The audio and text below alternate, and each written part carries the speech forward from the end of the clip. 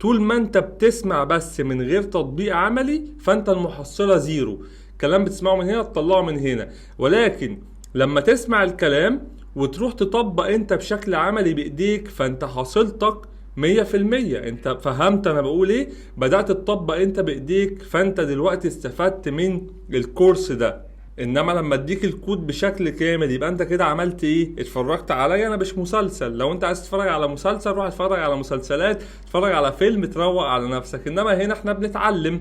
عشان تتعلم لازم لما اقول لك هنعمل كلاس، هنعمل ميثود، هنعمل مش عارف ايه، انت لازم تكتبه بايديك، تحرك صوابعك على الكيبورد، تبدأ اللي انت تبني التصور بتاع حضرتك انت في الكود اللي احنا بنكتبه. مش هيواجهك مستحيل ان شاء الله، مش هيواجهك مشاكل وانت بتكتب الكود، لان احنا بنكتب كود لغة برمجة، لغة دارت، يعني صعب جدا يبقى لسه عندك مشكلة مثلا في السيمي كولون اللي بتحط في الاخر.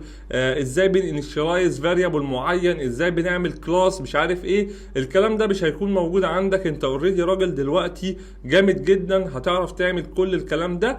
الريفاكتور اللي احنا هنعمله بشكل بسيط جدا، بشكل فاليد جدا، اللي انت تبدا تطبقه واحنا شغالين، وكمان تطبقه مع نفسك في اكسرسايزز كتيره هتبدا اللي انت ان شاء الله تطبقها مع نفسك.